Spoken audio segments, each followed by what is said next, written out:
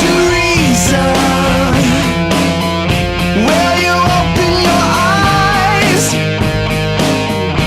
and to wonder what you'll find with an open. We've got Denise in Portland. How are you? Good, how are you? We're doing well. I am a Christian and make no bones about it. Okay. You know, it's really disheartening how many of the atheists are former believers, and I realize that. But I don't think they realize what's going to happen to them in the end. I think you're right. You know, I don't think any of us know what's going to happen to us. I believe in a literal hell. I'm sorry? And where are they going to end up when they die? I'll just be quiet have they thought about it? Well, you say you believe in a literal hell? Yes, I do. And you think that we atheists deserve to go there? No. We don't? I don't Then want how to see come? anybody go. Then how come? Then how come you, ma'am? Yeah, Denise? go ahead. So if you believe there's a hell, and you believe the atheists are gonna go there, cause why? Your God's gonna send us there, right? No, they send themselves there by rejecting Jesus as their Savior. No. Then that's silly. Yeah. That's silly. I'm choosing right now. Silly. I don't want to go to hell. Okay. So now your God has the option of either sending me or not. Jesus has thrown you a life preserver. That's why he's called the Savior. Ma'am? You guys have been ridiculous enough to reject it. Where did hell come from? It's in the Bible. He spoke about it many times. I believe in it. If you don't... No. Denise, I'm just asking a question. Did God create hell? Well, actually, God originally created hell for Satan and his demons. We weren't supposed to go there. Sure. So what determination was there in your religion? Why did God decide to start sending people to hell? I mean, you don't think... Again, he doesn't send them to hell. You guys send yourselves. Okay. We don't. That's nonsense. Yeah, we have the choice. We have the choice. We choose not to go. Now, your God is back. The ball's back in his court. If he wants to send us, he can. Is he gonna? You send yourselves. No, we don't. How That's many times ridiculous. You send yourselves. No, that's ridiculous, ma'am. Here's the thing, Denise. It doesn't matter how many times you keep repeating this. I'm trying Well, to... you keep repeating your stuff. Let me try something. I tried something else, which was, did God create hell? If so, then he's ultimately responsible for it, correct? Does he not make the rules? Do things not happen? As I said, that was Denise, do things not happen according to your God's will? Does he not already know? He's everybody's God. You keep referring to him as my God. He's everyone's God. No, he's not my God. I don't even believe he exists. But in any case, I don't care whether... In any case, I don't care how you pretend to label. I'm trying to get to the source of the problem here, and it's this, because you were saying, Jesus threw you a life preserver. As far as I'm concerned, within the bounds of your theology, Jesus kicked me overboard, because you believe. He didn't kick you overboard. Sure he did. May I? Sure he did. Because hang on. Okay. Did your God create hell? Yes or no? She said yes. Yes. Okay. Does your God create the rules of the universe, including the criteria by which souls are judged? Yes. Does anything happen that doesn't go according to your God's will? No. Then your God is ultimately responsible for everything, including the people who he sends to hell. That is so messed up. I mean... Yeah, that logic stuff, it's a real pain in the ass, isn't it? It is messed up, ma'am. And when you reject him, that's the dumbest thing you can possibly do. That's why he's called the Savior. And I have a question. Go ahead. What are we being saved? What are we being saved from exactly? You're being saved from eternal damnation. But hell. Hell. Have you ever been a Christian? Yes, I was. For how many years? Oh, till I was about 21, 22. What happened? We understand. Go ahead.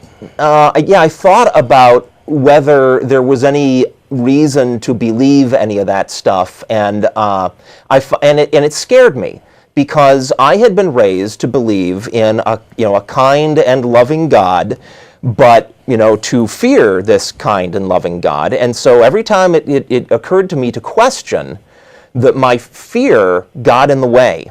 Eventually I said to myself, if God is really kind and loving, he's not going to mind me using my brain, the brain that he gave me, to think clearly carefully and rationally about the stuff that I've been taught and to make my own decision.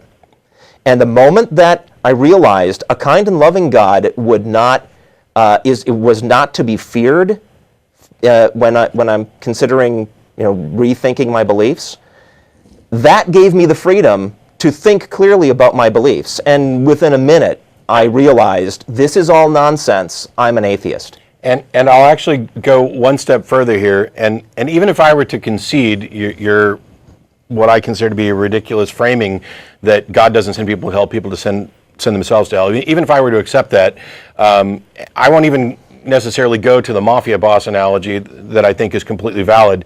My point of view is this.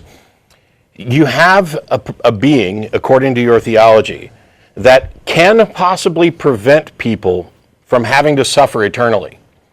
And he has, instead of being good and just and caring and actually doing that, is offering a kind of bribe. And the bribe is, you need to believe without evidence, and you need to worship and adhere and follow my commands. That's not love. That is not love. That is not an exercise of love. That is not a save you. I mean, he went through hell. He didn't die. Do you not? He was the one that paid the price. Denise. People reject Denise. him, Denise. That's their decision. Right. Then why the fuck did you call?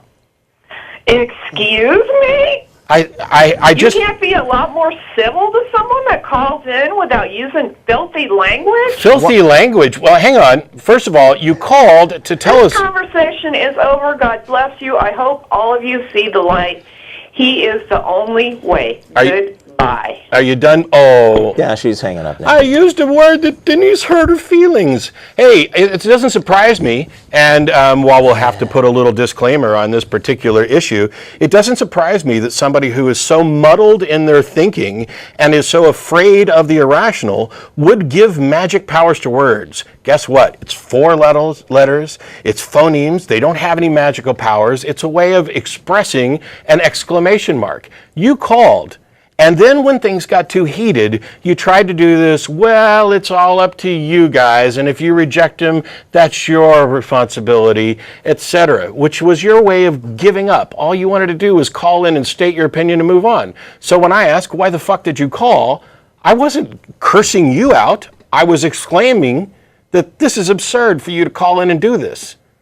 To call in and pretend like you're going to defend your beliefs, and then when they're challenged directly to a point that you can't defend them, you cry that your feelings got hurt because somebody used a word that was scary. It's no wonder that you are still stuck in this mindset of being afraid of fantasy if one little word sends you screaming off of, oh, the poor atheists, they're beating up on me and they're saying offensive things. Can we spend a little time on this whole thing of we send ourselves to hell? Yeah. Please. That is okay. I'm holding a gun to your head, telling you to give me $100. Don't make me shoot you. Yeah. That's what it is. That's what that arrangement is. No, that is, if Matt refuses to give me $100, he did not commit suicide. It's why I've used the mafia boss analogy before, and it's why I asked if you thought your God created hell. Because the mafia boss creates the scenario where, A, we can protect you from this stuff, but you got to be making payments. And when somebody comes along to break my thumbs for not making payments, that wasn't my choice. I mean, you're saying that my choice is to make those payments or get my ass kicked. And in your theology, my choice is to accept something that my brain can't possibly accept because it's irrational and without evidence, and then go the step further of becoming worshipful and adherent to this fantasy. Well, I won't do it. Because I see what happens when people do become worshipful and adherent to that fantasy. Even if I could convince myself to go ahead and accept the delusion, it is harmful and it is immoral. And your theology is immoral. And what you're saying about there being a literal hell and that God gets to wash his hands of it's all completely immoral. You have lost your own sense of dignity, self-respect, humanity, and morality. I loved how you laid out the logical chain connecting God with responsibility for people going to hell. And she goes, that's fucked up. Yeah. Well, she wouldn't say that. Oh, right. That's messed up, she said. All right. So now and we had 3 F-bombs. It sure is messed up, ma'am. And yet, And it wasn't Matt's chain of logic that was messed up. It was the fact that you're in a religion where that chain of logic can easily be drawn, and you just avoid it. I'm surprised she didn't come down with the vapors. Amazing. I'm sorry that I offended your Victorian sense of morality or immorality, but some of us live in the real world and aren't afraid of a couple words on occasion. However, if Denise wants to call back, I promise I won't drop another F-bomb while telling her what an idiot she's being about her thinking on these subjects. And that doesn't mean I think she's stupid across the board. That we've had lots of discussions about this, don't be a dick type thing. But when I say that somebody's stupid, guess what? I'm stupid. Jeff's stupid. The people in the audience is stupid. We are all stupid at some time about something. Yeah. The difference is that some of us, when we have this pointed out to us, or when we recognize it in ourselves, strive to overcome it. We say, you know what? I was being stupid. Let's correct that so that I'm not stupid about other things. And other people say, I'm not stupid. They deny. It's this massive ego that prevents them from denying, from accepting that they too can be wrong, that they too can make stupid mistakes. And that is what makes they take offense to this. Oh, you called me stupid. Yeah, I did. Get over it. Call me stupid back. We've both been stupid about something.